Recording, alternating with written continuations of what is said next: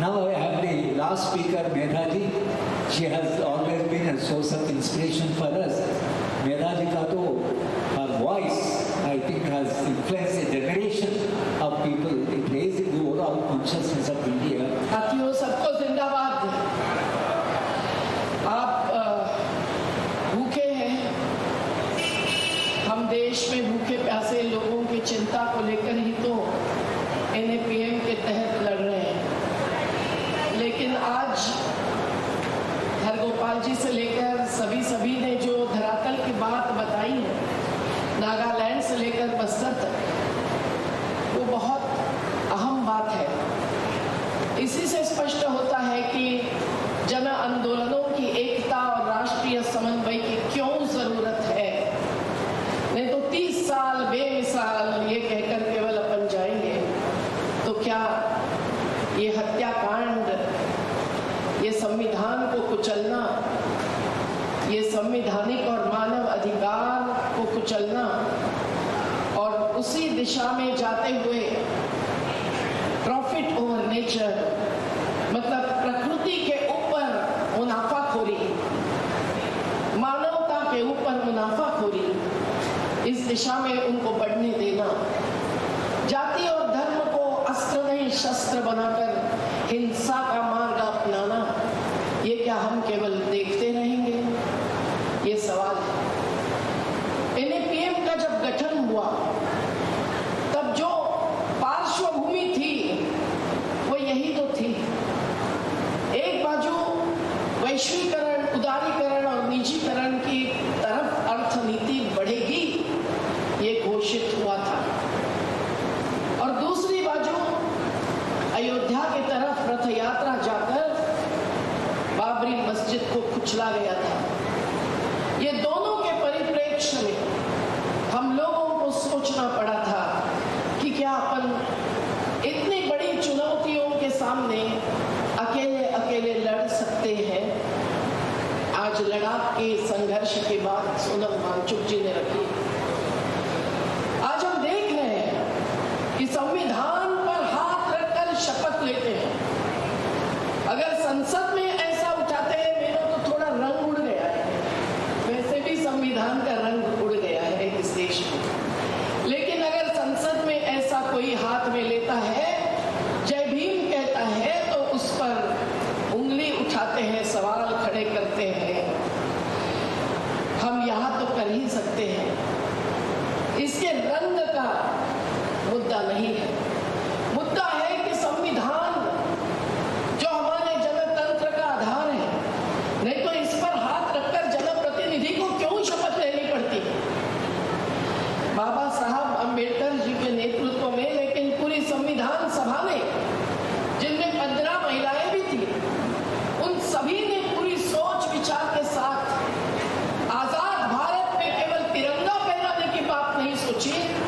तो ये तिरंगा में जो 3 रंग है, एक त्याग का है, एक हरी भरी भूमि का है, एक शांति का है, कैसे इन मूल्यों को उद्देश्यों की दिशा में ले जाए, हासिल करें, ये सोचते हुए संविधान का निर्माण हुआ है।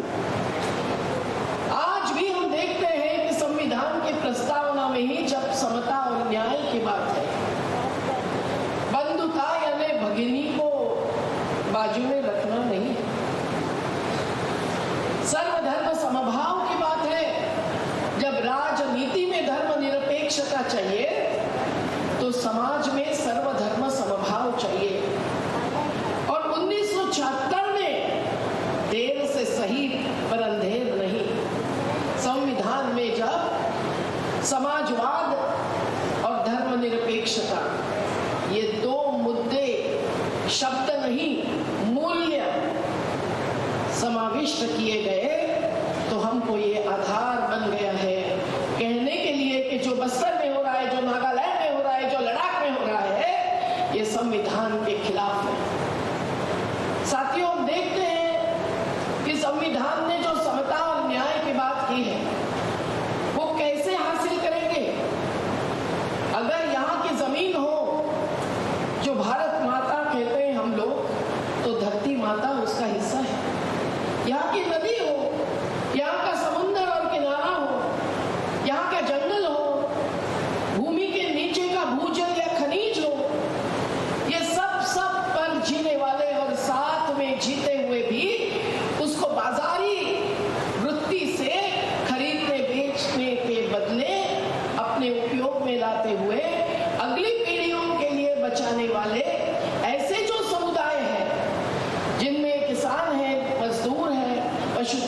है, मछुआरे हैं, आदिवासी है, वनोपज पर जीने वाले, चरागाह पर चलने वाले, हम ये सभी समुदायों ने जो हमको दान दिया है, एक प्रकार से प्रकृति धन दिया है, उस धन को बचाने के लिए जैसे बिरसा मुंडा ने 25वें साल में जेल में शहादत भुगती, खाजा नाइक ने भुगती, भीमा नाइक ने भुगती, और यही गैर बराबरी जो आज संविधान के बावजूद फैली हुई इर्द गिर्द में दिखाई देती है, उसके सामने सरदार पटेल ने रियासतों को जब्त किया था।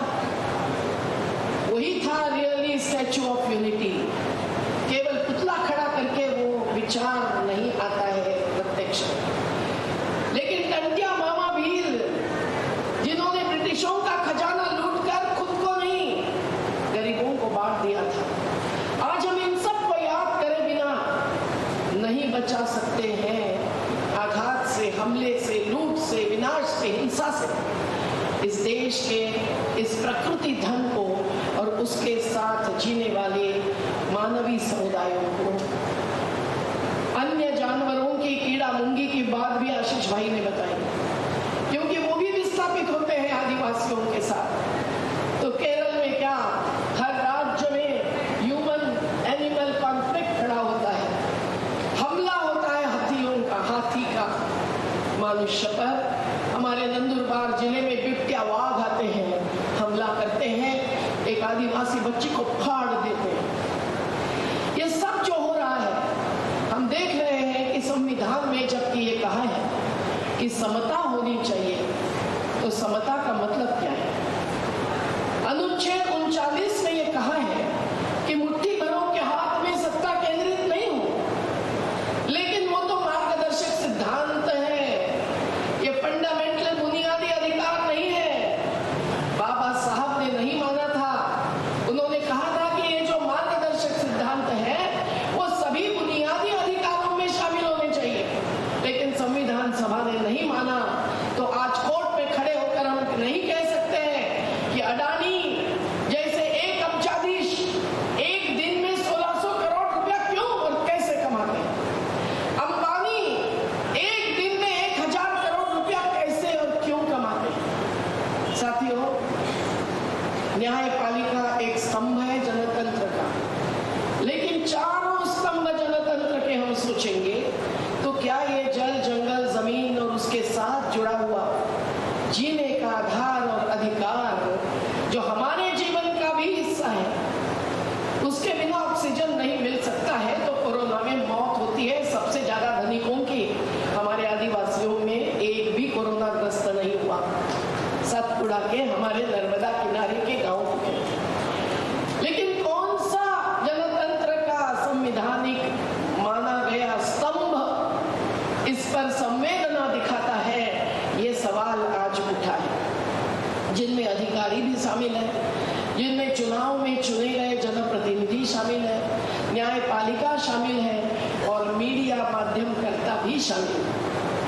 हिम्मत से यहाँ आते हैं, इस उम्र की एक बहन जी रिकॉर्डिंग करती है, हम उनको सलाम करते हैं। लेकिन हम जानते हैं कि आज ये सही सच्ची स्थिति उठाने वालों को, गोलबंद जनता को करने वालों को जेल बंद करना, यही सरकार अपना कर्तव्य मानती है। संविधान के आधार पर कानून बनते हैं या बदलते हैं, वो भी कैसे हो रहा है। NPM ने इसके बारे में क्या भूमिका ली है? जन आंदोलनों की एकता जब हुई, छोटी सी बैठक में भोपाल में हमने ये नाम स्वीकारा जो आज तक 30 साल चल रहा है। ओम प्रकाश जी रावल जैसे भूतपूर्व शिक्षा मंत्री, असल समाजवादी विचार और आचार के थे, वो बैठे थे हमारे साथ। और हरसूद के बड़े सम्मेलन के बाद जो नर्मदा घाटी में हुआ था, बाबा अंते ठाकुरदास भंग, सिद्धराज ढड्डा, शबाना आजमी, स्वामी सुंदरलाल बहुगुणा, सब वहां आए थे। हमने विचार आगे बढ़ाया जन विकास, यानी जनवादी विकास। विकास में अगर समता नहीं है, न्याय नहीं है, विकास के नाम पर अगर विस्थापन, विनाश और विषमता ही बढ़ती जाती है, तो उसको हम विकास नहीं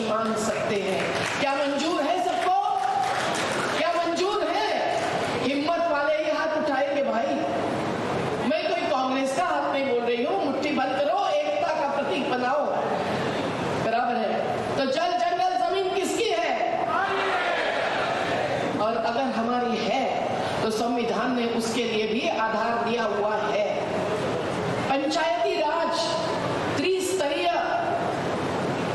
क्या बोलते हैं उसको, स्थानीय स्वराज्य संस्था। कहाँ है स्थानीय स्वराज्य? कहाँ है पंचायती राज को पूर्ण अधिकार कि सरकार अगर उनके भूमि पर अतिक्रमण कर रही है तो उनको रोकने का है? पैसा कानून में है। उसके नियम 1996 के बाद मध्य प्रदेश जैसे राज्य में 2022 में बने हैं, पर लोग जब तक नहीं समझते कि ये हमारा आधार है, संविधान के आधार पर ये हमको मिला है अधिकार, तो इसके आधार पर हर ग्राम सभा में हम लोग निर्णय ले लेंगे कि यहाँ के जल जंगल जमीन का हम क्या करेंगे और क्या नहीं करेंगे, नहीं करने देंगे। जब तक कि लोगों को, अपने को, सबको जन आंदोलन के आंदोलन जीवी हमको कहते हैं, हम तो खुश होते हैं। जिनका जीवन ही आंदोलन है और आंदोलन के ही जीवन आधार पर जीवन बचता है, तो हम सब लोग को ये समझना चाहिए कि क्या है ग्राम सभा, क्या है बस्ती सभा, एक वार्ड सभा, क्या उनको जनतांत्रिक अधिकार दिया जाता है? तो घोषणा नारा नहीं, संकल्प होना चाहिए। लोकसभा से ऊंची ग्राम सभा, लोकसभा से ऊंची, लोकसभा से ऊंची। आज हम शहर में हैं, कल हम उसी नदी के किनारे गए। लोग चिंतित हैं, रात को सो नहीं रहे हैं। उनके ऊपर बस्तर जैसा नहीं, पर अलग प्रकार का हमला हो रहा है। उस नदियों को, वो ईसा हो, मूसा हो, मूसी हो, सरकार ने अपने कब्जे में लेना चाहा है। विश्व बैंक के पैसे से, कई दशलक्ष डॉलर से वो क्या बनाना चाहते हैं? कागज जितना पढ़ेंगे आपको मालूम पड़ेगा कि वो बाजू के लोगों को, जहां मंदिर है, दरगाह है, हाईकोर्ट है, बड़ी बड़ी बिल्डिंगें हैं और छोटे छोटे भी मकान। झुग्गी वालों को तो 300 को हटा दिया, अभी और भी हटाना चाहते हैं, पर उसका जिक्र तक नहीं करते हैं। कोई जानकारी, कोई रिपोर्ट नहीं देते हैं। ये जो अजनतांत्रिक प्रक्रिया है, जिसे ही नर्मदा के 39 साल के आंदोलन में हमने सवाल खड़ा किया, जो नदी किनारे पीढ़ियों से जीते आए हैं, जो जंगल में पीढ़ियों से जीते आए हैं, जो समुद्र के किनारे पीढ़ियों से रहते आए हैं, उन सब ने बचाया है इस निसर्ग धन को, प्रकृति धन को, आप और हम सब के लिए। कोई अन्नदाता है, कोई श्वास दिलाता है, पर अगर उनका ये योगदान कोई मूल्य ही नहीं है, मूल्यहीन है, ये मानकर अगर आगे बढ़ते हैं, कुचलते हैं उनको, तो NAPM जैसा जन आंदोलनों का राष्ट्रीय समन्वय चुप नहीं बैठ सकता है। जन आंदोलनों के राष्ट्रीय समन्वय ने सबसे पहला निर्णय लिया 1996 में, जो 2 साल की प्रक्रिया के बाद, इसलिए 30 साल तो अभी हो रहे हैं, लेकिन 1996 में संरचना बनी, NAPM का व्यवस्थित गठन हुआ, उसमें सब वरिष्ठ कार्यकर्ता आए थे और सेवाग्राम वर्धा में, जो महात्मा गांधी जी की विरासत है, वहां निर्णय लिया गया। और वहां पहला निर्णय लिया गया एनरॉन कंपनी के साथ लड़ने का। आज कंपनीकरण, जो शिक्षा, स्वास्थ्य, सभी में घुसपैठ कर चुका है। अभी तो कृषि व्यापार नीति आई है, जो 3 कानून वापस किए हमारे संयुक्त किसान मोर्चा ने।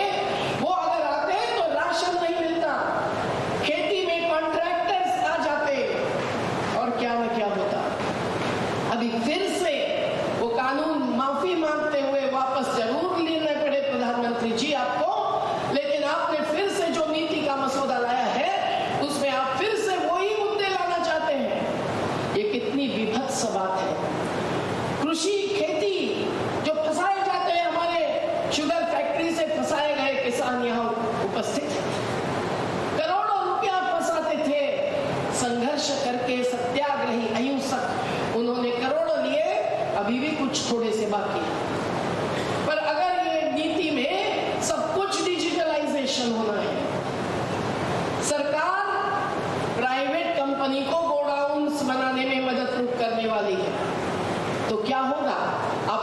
सुनते होंगे साइबर क्राइम, साइबर क्राइम। तो क्या साइबर क्राइम नहीं होगा? किसानों को फंसाया नहीं जाएगा? आज भी 30 से 50 किसान रोज आत्महत्या करते हैं, वो आत्महत्या बढ़ेगी नहीं? एक शब्द नहीं है इसमें कि स्वामीनाथन आयोग के रिपोर्ट के आधार पर हम हर उपज का सही दाम देंगे। गैर बराबरी का ये असल मसला है, असल मसला है, और इसी के कारण आत्महत्या हो रही है।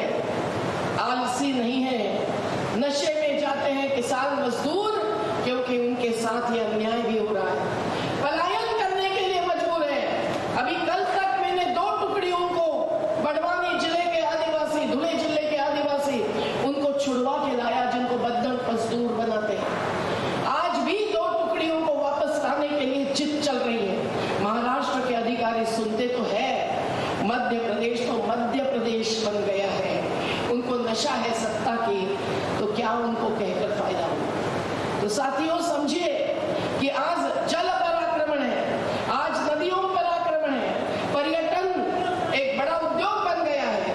नदियों में क्रूज चलाकर, पहले ही प्रदूषित है नदियां। टेस्ट रिपोर्ट नर्मदा के 3 मेरे पास है, पानी पीने लायक नहीं है, फिर भी लोग परिक्रमा करते हैं। क्या कहें? धर्म के नाम पर अधर्म हो रहा है, तो भी लोग जानते नहीं है, पूजन करते हैं, नमन करते हैं, मनन नहीं करते हैं। तो आज जन आंदोलनों का ये कर्तव्य और जिम्मेदारी है। मैं केवल अनुच्छेद 48 पढ़ो, 51 पढ़ो, ये नहीं कहूंगी। मैं कहूंगी कि अपने जीवन का आधार है और जीने का अधिकार जो संविधान ने दिया है, उसके लिए हरा आच्छादन जरूरी है पृथ्वी पर। पानी भूजल को बचाना जरूरी है, नदी किनारे की रेत को बचाना जरूरी है। जो सब राज्यों में चल रही है, तापी के किनारे लड़ रहे हमारे साथी यहाँ आए, नर्मदा के किनारे चल रही है, हाथ में कोर्ट की नए ऑर्डर होते हुए भी माफिया कहते हैं हमको आशीर्वाद है ऊपर का, तो हम नहीं सुनेंगे तुम्हारी बात। तो आप समझिए कि ये सब जो हो रहा है, जंगल के नीचे हीरा है, कोयला है, कुछ भी है, तो जंगल काटने में कुछ भी नहीं लगता है। जो 200 साल पुराना होगा, 5 पौधे लगाकर हजारों नहीं लाखों रोपा का वृक्षाकरण करेंगे, वनीकरण करेंगे, ये झूठे दावे किए जाते हैं। साथियों, इस प्रकार से जबकि खेती भी बर्बाद की जा रही है, खेती का भूमि अधिग्रहण जो ब्रिटिशों के समय 1894 के कानून से होता था, नर्मदा से नंदीग्राम तक जो लड़ाई चली, उसमें NPM का बड़ा योगदान था। और तब जाकर 2013 में नया कानून आया। नहीं तो क्या था? भूमि अधिग्रहण मतलब भूमि पर आक्रमण, पैसा फेंको तमाशा देखो, यही तो था ब्रिटिशों की वृत्ति। लेकिन जब 2013 का कानून आया है, मैं पूरी बात नहीं कहती, पर उसमें कम से कम ये आया है कि खेती बचाएंगे, खेती को गैर खेती के कार्य के लिए आखिरी विकल्प मानेंगे। गांव को 70% लोगों की मंजूरी होगी तो ही खेती ले सकते हैं दूसरे काम के लिए। और तो और उसमें यह भी आया कि ग्राम सभा को शामिल करके इस जो भी योजना लाई होगी सरकार ने, लाना चाहती होगी, उसका सामाजिक और पर्यावरणीय असर का अध्ययन होना चाहिए। कहाँ हो रहा है? क्या मूसी नदी पर जो भी होने वाला है उसके लिए अध्ययन हुए हैं। अभी अभी कर्नाटक में मछुआरे जो पीढ़ियों से रहते हैं, जिनके साथ प्रिया बहन जैसे बहुत सारे काम कर रहे हैं, हमारे थॉमस कोचेरी, राष्ट्रीय मछुआरा संगठन, हम सब के साथ है, हम साथ है। हमारे मछुआरों के 31 सोसाइटियां हैं महाराष्ट्र में, 21 है मध्य प्रदेश में, 31 है, आए हैं हमारे मछुआरे साथ। लेकिन हम देखते हैं कि एक एक जगह पे समुद्र किनारे पर कई होटल्स बनाए जाते हैं, तब कई बंदरगाह बनते हैं। केरल में विलिंचम ने लाखों मछुआरों पर अतिक्रमण किया है। आज कर्नाटक भी कह रहा है, तो महिलाएं समुद्र में चली गई, हम तो नदी में खड़े रहते हैं जल सत्याग्रह करते हुए, पर वो महिलाएं इतनी चिंतित हो गई, इतनी प्रभावित हो गई कि हमको जीना मुश्किल है, तो वो समुद्र में चल गई, उनको खींच के निकाला, कहीं सारी बीमार है। आप सोचिए साथियों, ये इस प्रकार से जो चल रहा है, कई जगह जाकर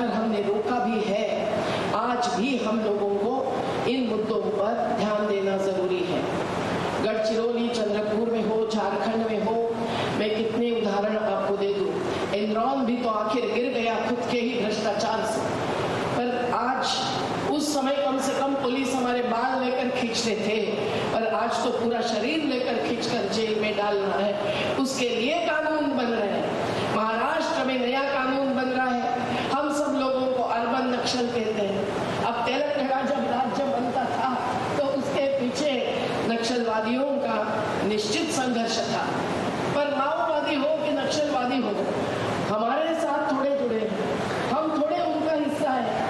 अभी अभी मुझे खबर मिली है, आप चकित हो जाएंगे कि उनको माओवादियों से एक धमकाने वाला पत्र आया है, मैं नाम नहीं लूंगी। उस कार्यकर्ता को जो जेन्युइनली आदिवासियों के साथ है और लड़ रहे हैं, स्वयं दलित है, उनको कहा है कि आप अगर NAPM के साथ जुड़ेंगे तो हम देखेंगे, तो हम देखेंगे, लाजिम है कि हम भी देखेंगे, ये वो कहते हैं। तो हम क्या करते हैं, क्या डरेंगे कि आपको मन में आया कि अरे बाप रे ऐसा है क्या, तो फिर हम NAPM में जुड़े कि नहीं जुड़े, ऐसा तो नहीं ना, बताओ डरेंगे? तो न डरेंगे न डराएंगे, आगे बढ़ते जाएंगे। जो सही में हिम्मत रखते हैं वो मुट्ठी बंद करके हाथ उठाए, न डरेंगे न डराएंगे, न डरेंगे न डराएंगे, क्योंकि आगे बढ़ना ही होगा। ये प्राकृतिक संसाधन अगर नहीं बचते हैं तो क्लाइमेट जस्टिस, क्लाइमेट चेंज यानी भौगोलिक स्थिति बदल रही है, ये कहना और उसकी चर्चा करना क्या केवल विदेश में ही हो सकती है?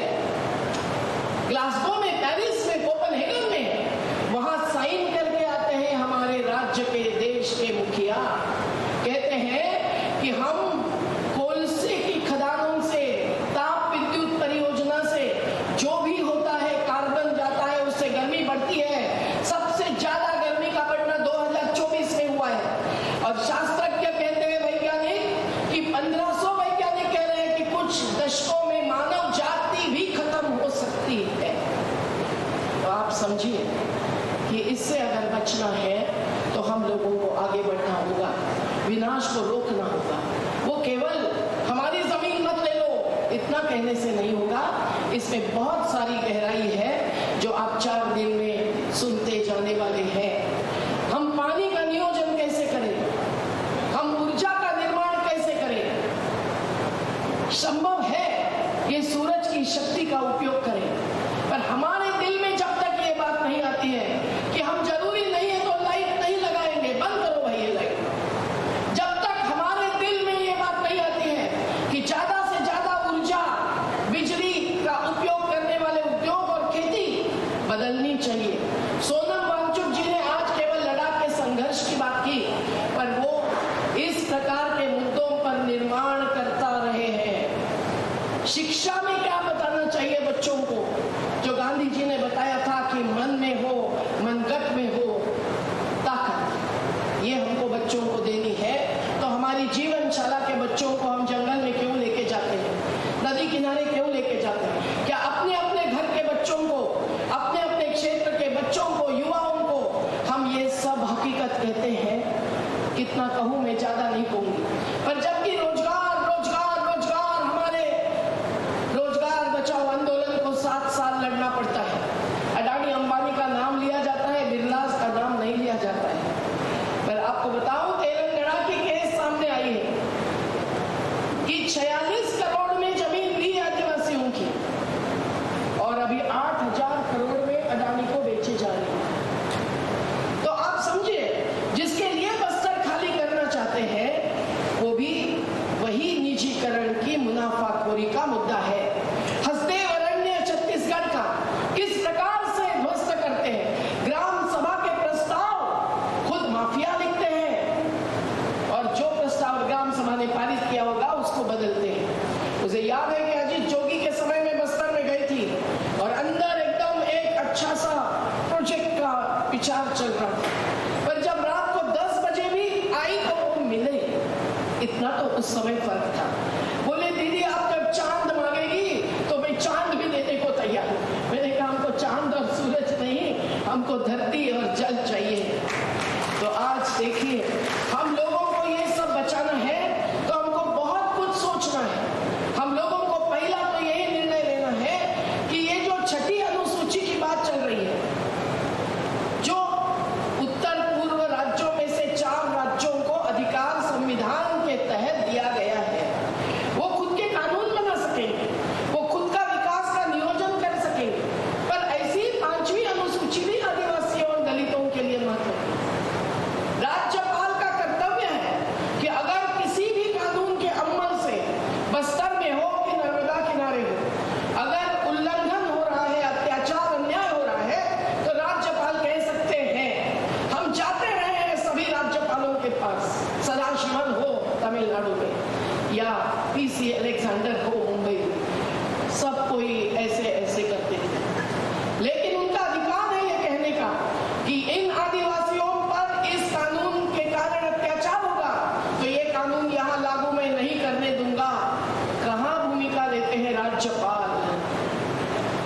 का पालन और पोषण कम से कम आदिवासी और दलितों का वो नहीं करते हैं, तो हम ही लोगों को मुट्ठी बंद करके और मन भी पक्का करके जहां भी अन्याय हो रहा है वहां पहुंचना चाहिए। मैं तो कहूंगी कि बस्तर में भी हमको पहुंचना चाहिए। मेरा बहन, तुम्हारी भावना में समझ सकती हूँ, क्योंकि जब छत्तीसगढ़ में आदिवासियों ने कुछ क्रिश्चियन धर्म स्वीकारा और इसके कारण उनके घर ध्वस्त किए थे, जिन्होंने अपना ही धर्म ऊंचा है दूसरे धर्म नीचे है, ऐसा कुछ माना, उस पर हम लोग गए तो बेला बहन भी हमारे साथ थी, जो नर्मदा के किनारे भी कुछ सालों तक हमारे साथ चलकर लड़ी हुई। लेकिन उसकी रिपोर्ट देने गई मुख्यमंत्री जी को, तो मुख्यमंत्री बोले, दीदी इसका पूरा रिपोर्ट अभी आगे मत बढ़ाओ, हम मुश्किल में आए। देखिए, हम ही को हिम्मत से सब सच्चाई सामने आनी पड़े। मध्य प्रदेश में हो, गुजरात में हो, जो दंगे होते हैं, हाथरस में महिलाओं पर अत्याचार होते हैं, मणिपुर में महिलाओं पर अत्याचार, खनिज संपदा पर अदानी जैसे कईयों ने अधिकार के जो एग्रीमेंट्स किए हैं, वो कारण है कि मैती आदिवासी होंगे तो मैती कुकीज की जमीन खरीदेंगे, और 2017 में जो MOUs किए हैं, अनुबंध किए हैं, उसके तहत कंपनियों को मिल जाएगा।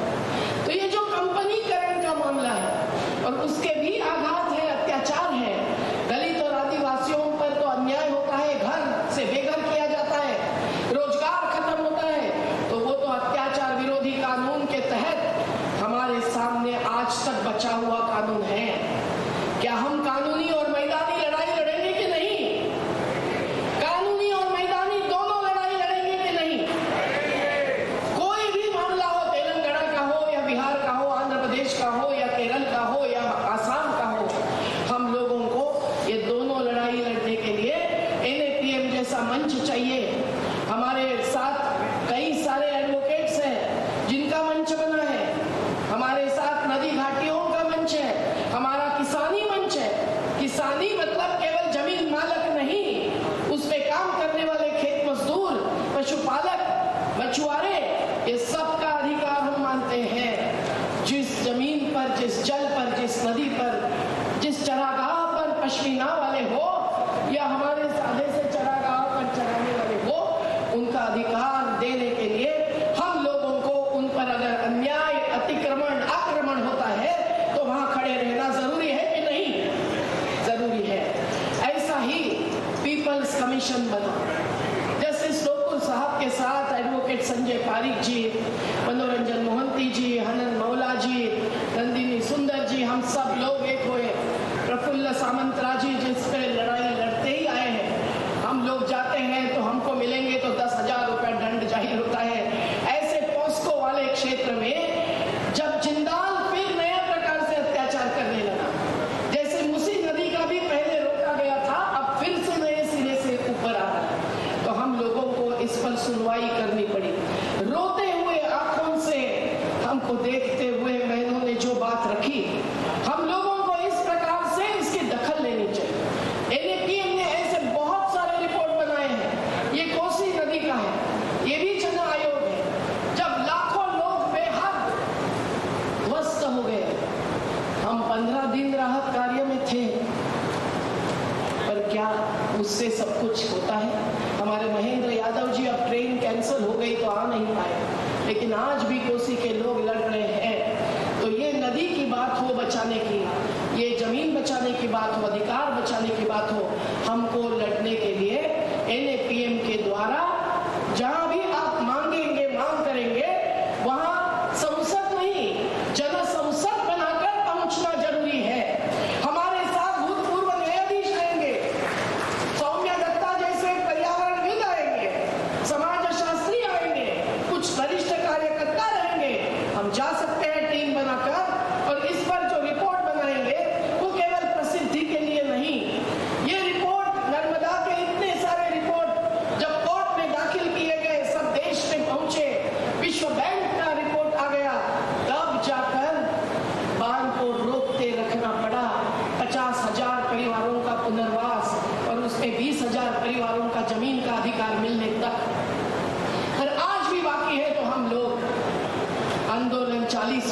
अभी और जोर से आगे बढ़ाने वाले हैं। ये आप प्रदर्शन देखेंगे वहां लगाया हुआ तो आपको समझे। तो ये सब क्यों जरूरी है? ये सब इसलिए जरूरी है कि जो आज इस प्रकार के गलत विकास की अवधारणा का असर हो रहा है वो हमारे सबके जीवन पर है। तो हम लोग नर्मदा के तहत हरियाणा के कुछ युवा साथियों ने नीलम अहलुवालिया जैसे के साथ मिलकर जब ये एक मैनिफेस्टो बनाया, जिस घोषणा पत्र में लद्दाख की बात की, वो घोषणा पत्र नोटराइज नहीं होता है, इसलिए 2 चुनावों के बीच में वो रद्दी बन जाता है। तो ये जन घोषणा पत्र ऐसा बनाना भी जरूरी है। मैंने पिछले पार्लियामेंट के सभी मैनिफेस्टोज लेके आई हूँ। पार्लियामेंट में भी जो ऐसी पार्टियां हैं जो जात धर्म अस्मिता के सवाल पर हिंसा करने वाली नहीं है, उनसे हम सुनना चाहते हैं, हम उनको आग्रह करना चाहते हैं। पर इस प्रकार से आगे जाकर हो गया, आगे जाकर ये दिल्ली की आवाज, ये भी आप देखिए, दिल्ली के बहुत सारे श्रमिक संगठनों ने NAPM में एकत्रित आकर सौम्या दत्ता जी, नीलम जी, आदर्श भाई सबके साथ ये जो बनाया है रिपोर्ट, वो भी बहुत अहम है। जैसे आशीष भाई ने कहा, हमारा तो नारा ये है, जन आंदोलन की क्या है बात, संघर्ष निर्माण साथ साथ। तो निर्माण मतलब हम जिसका विरोध करते हैं उसके बदले हम क्या चाहते हैं, हम बजट में क्या चाहते हैं, लिखा हुआ है, अभी समय नहीं है तो मैं बोलने वाली थी। खेती का बजट हो, शिक्षा का बजट हो, रोजगार निर्माण के लिए बजट किस प्रकार के उद्योगों को मिलना चाहिए। क्या ठेका मजदूरी पर सब बड़े बड़े उद्योग चलेंगे, वो मुनाफाखोरी करोड़ों में कमाएंगे? पर उसके साथ साथ ये जो क्लाइमेट चेंज हो गया है उसको रोकने के लिए, बचाने के लिए ऑक्सीजन, बचाने के लिए जल, जल है तो कल है कहते हुए, इसके लिए क्या होना चाहिए, ट्रांसपोर्ट परिवहन कैसा होना चाहिए, नदियों का विकास मतलब क्या नदी में कंक्रीट प्लांट डालेंगे, साबरमती नदी में क्या कर दिया बर्बाद। गुजरात के हाईकोर्ट ने बहुत कड़ा जवाब दिया है, तो हमारे साथी NAPM के उसमें लगे हुए हैं। नदी के अंदर घर बांधने जाते हैं, बिल्डिंग बांधते हैं और फिर कहते हैं कि ये अवैध है तो उजाड़ देते हैं। ये सब एक गठजोड़ से होता है। और ये गठजोड़ भी क्या क्या करता है। शहरी गरीब हमारे कई सारे साथी आए हैं, कभी भी बस्ती उजाड़ देना, भर बारिश में उजाड़ देना, आदेशों का पालन नहीं करना। मुंबई में कितने सारे बस्तियों के विकास के लिए ही नहीं, बचाव के लिए भी हमको लड़ना पड़ रहा है। अभी हमने 900 घर लिए, अभी 1600 घर देना चालू है, पर कितने समय देना पड़ता है। हम अकेले अकेले ये सब नहीं लड़ सकते हैं। हम लोगों को एक और मुद्दा केवल बताऊं कि ग्लोबल वैश्विक स्तर पर क्या चल रहा है, इसकी भी दखल लेनी है। NAPM जैसा मंच पूरा अभ्यास करता है। विश्व बैंक को हमने नर्मदा से हटाया तो इंस्पेक्शन पैनल बनाए। कोई भी प्रोजेक्ट अगर विश्व बैंक के पैसे से हो रहा है, आपके क्षेत्र में अन्याय उसके कारण हो रहा है, आघात हो रहा है सामाजिक पर्यावरणीय, तो आप इस पैनल के सामने शिकायत दर्ज करो। अमरावती सिटी के भी लोग कुछ आए हुए हैं, उनकी शिकायत वहां गई तो विश्व बैंक ने पैसा रोक दिया, जैसे नर्मदा के सरदार सरोवर का रोक दिया। जरूरी है कि G20 जैसा मंच बनता है, उसके लिए दिल्ली की झुग्गी झोपड़ियां तोड़ी जाती है, फेरी वालों को, हॉकर्स को, हमारे जो गरीबों का बाजार चलाते हैं उनको हटाया जाता है। किसी को दर्द नहीं आता है कि वो भूखे प्यासे हैं। और G20 के अंदर क्या होता है, कौन से अनुबंध होते हैं, किसानों को कम दाम मिलेगा। इस प्रकार से अमेरिका के 47 कंपनियों के प्रमुख आए थे लोकसभा चुनाव के पहले और वो अनुबंध करके गए हैं कि ज्यादा से ज्यादा अनाज अमेरिका से आएगा, दाल और तेल आएगा और डेयरी प्रोडक्ट्स भी आएंगे। और उन्होंने जाहिर किया अमेरिका में, पर यहाँ के अखबारों में एक भी खबर नहीं आने दी।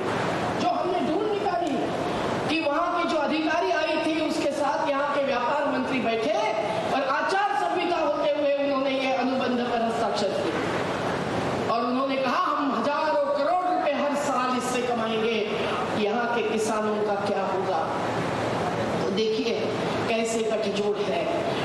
इसके कारण ही यहाँ की खेती पर असर, यहाँ के जल पर असर, नदी पर असर, पहाड़ धस रहा है। हिमालय की क्या स्थिति है?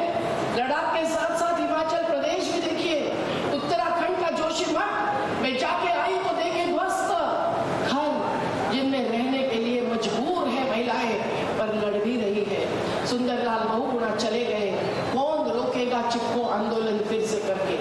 कहीं पुणे में नदियों पर संघर्ष चलता है, सोनम वांगचुक जी भी पहुंचते हैं, हमारे साथी भी पहुंचते हैं, तो कहीं ना कहीं बंद। अभी एनएपीएम ने एक एक कानून और नीति पर ध्यान दिया है, ये मेरा आखिरी मुद्दा है, क्योंकि ये कानून बदलते हैं। कोरोना के काल में इन्होंने करीबन 21 कानून बदले हैं, पर्यावरणीय कानून कमजोर करके ये भौगोलिक जलवायु परिवर्तन और आगे बढ़ा रहे हैं। समुद्र भी ताप्त होकर ऊपर आ रहा है, तो कभी मुंबई भी डूब सकती है, केरल तो डूबा हुआ भी है। आप समझिए कि ये सब करना जरूरी है। इसलिए संघर्ष और निर्माण, ये दोनों से हमको प्रकृति को बचाना है, और प्रकृति को बचाना है तो संस्कृति को भी बचाना होगा।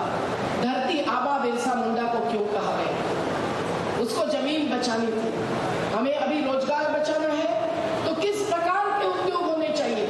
माइक्रो, मीडियम, सब नाम दिए जाते हैं। अपने को बजट देखना पड़ेगा कि किस प्रकार के उद्योगों को और उद्योगपतियों को कितना पैसा दिया जाता है, ये सब अभ्यास करने के लिए। और जब कानून कोई बदलना चाहते हैं, जैसे वन अधिकार कानून, कितने कानून आए कांग्रेस सरकार होते हुए, उनका पालन पूरा नहीं हुआ है, और नया कानून में बदलाव आते हैं कि ग्राम सभा को पूछे बिना जंगल दे सकते हैं किसी को। बायोडाइवर्सिटी एक्ट, जैव विविधता उड़ाते हैं, कुचलते हैं। ये सब पर हमारी नजर होती है एनएपीएम की, और मैं बस सब कुछ नहीं कह सकती हूँ, पर अभी तक जो भी किया है उसको आगे ले जाना है।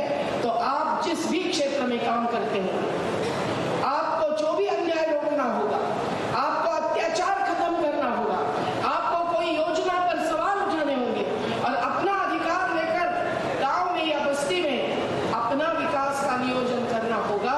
तो एनएपीएम जैसा मंच जो संवैधानिक अधिकार और मानव अधिकार को मानता है, जो प्रकृति धर्म और मानव धर्म, ये दो धर्मों को ही सच्चा धर्म मानता है, और जो जनतांत्रिक समाजवाद, सत्तावाद नहीं, पक्ष जिसको बोलते हैं मराठी में, पार्टी को, वो तो पंछी बन गए हैं भाई, पक्षी बन गए, वो इधर से उधर उड़ते हैं, जैसे गोपाल जी ने भी उसका उदाहरण दिया।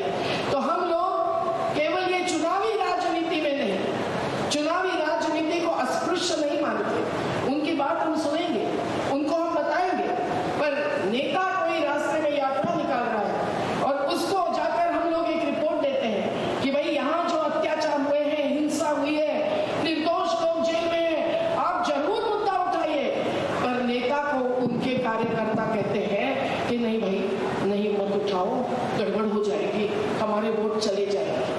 तो आप समझिए, मेरठ, मुजफ्फरनगर, सब जगह, सेंधवा, खरगोन, अलग अलग राज्यों में जब भी ऐसे जाति धर्म के नाम पर होती है हिंसा, तब भी एनएपीएम के साथी पहुंचते हैं, फैक्ट फाइंडिंग रिपोर्ट बनाते हैं, जैसे पीयूसीएल जैसी संस्था हर बार करती है। हम एक दूसरे को ये अलग अलग कार्य करते हुए, जिसमें युवा साथी और महिलाओं का योगदान सबसे ज्यादा है। हम लोग इतने होशियार नहीं हैं ये डिजिटलाइजेशन करने में, तो युवा साथी जो सीखे हुए हैं, वो इस माध्यम को गलत दिशा में व्यापारी उपयोग करते हैं, उद्योगपति, पूंजीपति उपयोग करते हैं, उसके बदले सही दिशा में उपयोग करेंगे तो ही सोशल मीडिया सही में सोशल होगा, नहीं तो ए सोशल, एंटी सोशल होगा। तो ये सब के लिए क्या क्या मुद्दे चल रहे हैं, अगला सत्र बहुत महत्वपूर्ण है। एक एक मूवमेंट की पूरी खबर एक एक राज्य से आए हुए 15 लोग आपको दे देंगे, उसको सुनकर अपने अपने क्षेत्र में हमने क्या करना चाहिए, ये विचार आपका चालू होगा और हिम्मत भी बढ़ेगी। हम तो चाहते हैं कि ये जो विकल्प की बात आशीष भाई ने की है, उसके केंद्र बनने चाहिए। जल नियोजन कैसा होना